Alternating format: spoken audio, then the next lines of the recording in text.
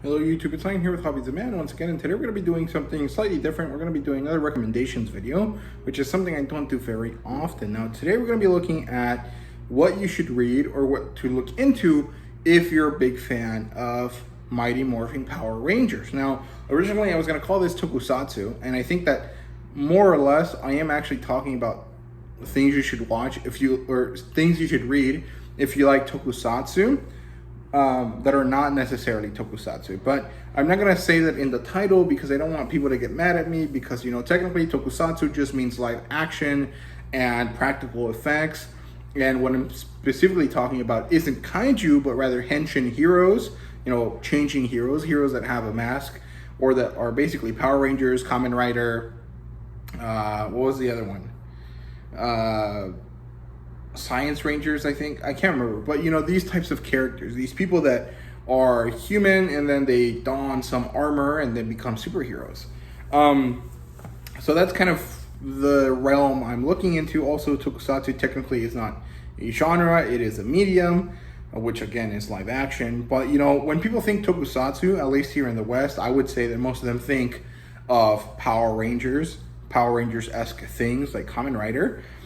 So that's kind of the setup for that. So I'm going to recommend you 3 things that you guys should check out. Of course, I'm also going to talk about some other things that are kind of no-brainers that you should check out if you like Power Rangers, but that most people probably don't know. So let's start with that first. So if you're someone that likes Power Rangers, but you've only ever seen the TV show and you're not really, accustomed to branching out from the TV show when it comes to Mighty Morphin Power Rangers of any sort, right?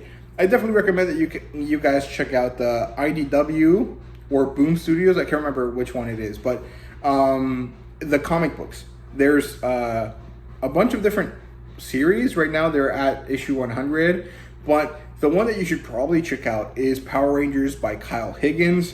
He is a big fan of the series, and he's also someone that really made a lot of interesting changes to the series in his run, and also created this character called Draken, who is like an evil version of Tommy Oliver, which has already been done before, but then he takes it to a different level. It's a very exciting series from what I know. I haven't actually read it myself, but I have talked to people that have read it. I've seen people talk about it online, and I know that it's something very, very cool. So yeah, in that same realm, just basically most things that Kyle Higgins writes are also going to be Tokusatsu-esque, Power Rangers-esque.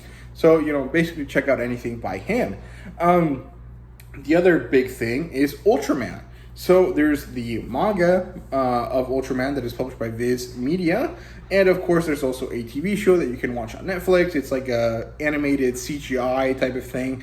It's actually pretty interesting. I watched the first episode. It is more or less one-to-one with the manga. So feel free to check that out. Of course, there's also some Marvel versions of Ultraman. There's one currently serializing right now, so catch up on that one. I think that one's also by Kyle Higgins, so check that out. But now let's look at properly different IPs that are not necessarily Power Rangers, that are more or less in that same vein, that might be interesting to you if you're a fan of any version of Power Rangers, although I am a fan of the older version, so the original all the way up to Mystic Force, maybe.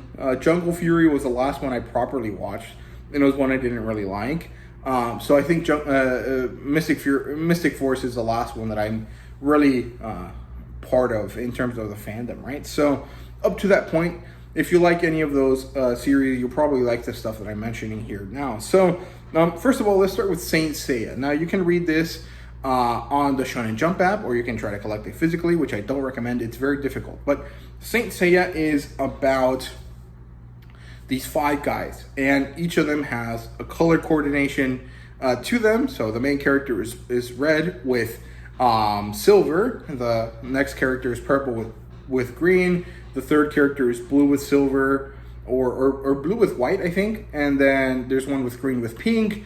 And the last one is a dark orange with dark blue. So these 5 guys are warriors of Athena. They're Athena's, protectors, basically. And Athena is the goddess of war, but she is also the protector of justice. And so every couple hundred years or so, when evil starts to rise, she gets reincarnated into the world and she calls her warriors to war. So we follow the titular Saint Seiya, who is a bronze knight. He wears the Pegasus armor, and he and his 4 buddies, the other bronze knights that are relevant, that are important, because I think there's actually 10 of them, but we only follow 5 of them, have to start battling evil forces, which initially are negative versions of themselves, and then turns out to be other knights, other characters that are following someone else, right? And they're basically brainwashed or something like that. And you basically just have to go through this gamut of battles to try to eventually save Athena and rid the world of evil. And there's actually a bunch of different stories for this. If you don't like the original Saint Seiya, there's the Lost Canvas, there's the guidance story, I can't remember what it's called. There's a new version that's coming out right now. There's the female edition, which is called Saint Seiya Show. So there's a bunch of different storylines that you can follow if you don't like the original. They have also been remaking the original anime into a more modern 3D CGI style. I personally feel that that's not a very good one, because one of the main characters, his name is Shun, and he's a male character with a lot of feminine attributes to him, and so he's going to be there to balance out all of the more masculine characters on the team. And his role is really to show you that masculinity isn't just necessarily, oh, I'm gonna beat up the bad guys. It's also about vulnerability and stability and dealing with your emotions in a healthy way. And in the modern version, they changed him into a female character, and so I feel like his role gets diminished by that.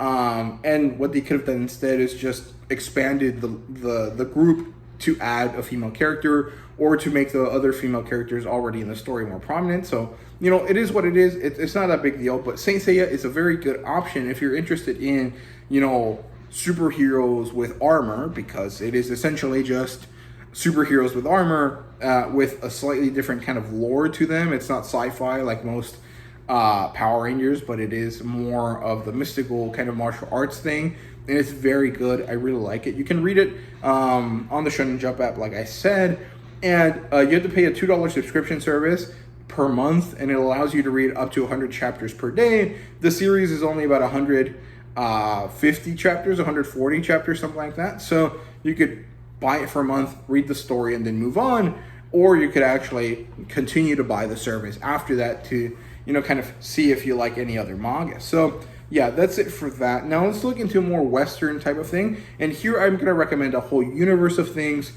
instead of just a specific IP, because this universe is kind of a specific IP with a lot of sub things in it. So I'm going to recommend the Massive Verse. Now this is relatively recent and only started about a year or so ago. And the first title in it is Radiant Black, which is by Kyle Higgins, a person I already mentioned in this video quite a lot.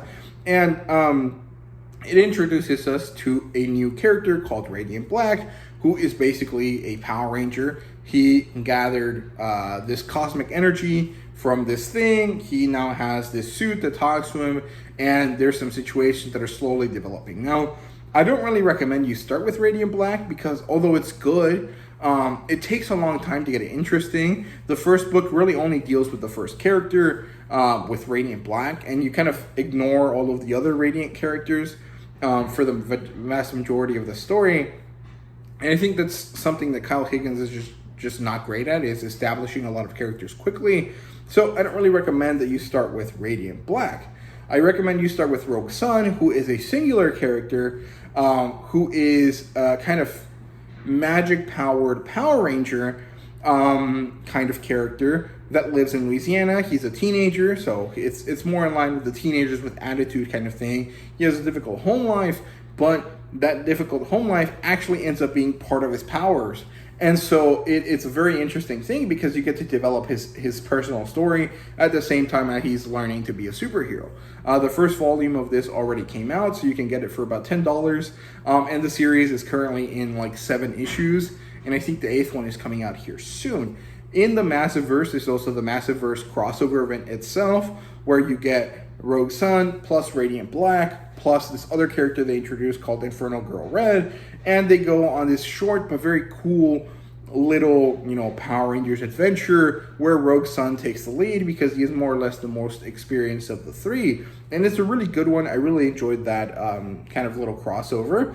And then recently they have just started releasing a new series in this universe called Dead Lucky, which follows an ex-soldier who has come back from war and realizes that she has these kind of mystical death powers that allow her to power machines. And so she basically has a mecha, and so she's like the sword ZORD kind of aspect of Power Rangers. And that one is actually quite good as well. It's a little bit more serious, more adult, whereas Rogue Sun is a lot more for teenagers, and Radiant Black is somewhere in the middle. So there's a lot of options there if you're interested in Kyle Hickens' Massiveverse.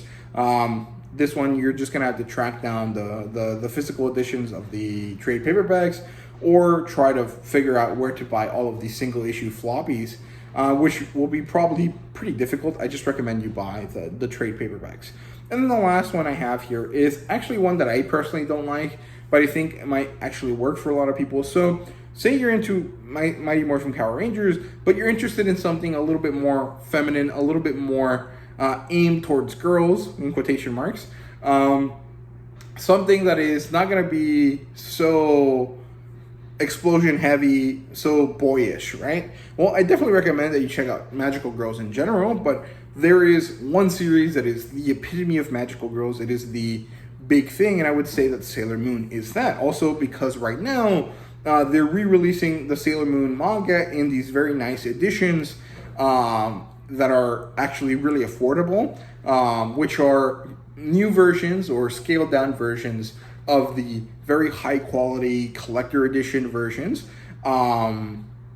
that finished releasing a few years ago. So Sailor Moon is a series that I'm not really interested in personally, but basically there's this girl, her name is Sasagi, I think, and she meets a cat. This cat then gives her superpowers, and so she has to gather all the other girls that have superpowers like her, and they start unraveling this crazy kind of like alien invasion type thing that's happening as the main character also explores her romantic interest in one of the male characters that are around her. And so I personally stopped reading after the second volume, but I know a lot about the series. I know that it's very well liked and it's very popular, and that there's very good reason for it. It just didn't really work for me. So I recommend that you guys check out Sailor Moon if you're looking for something in the same vein, because these girls all have specific powers.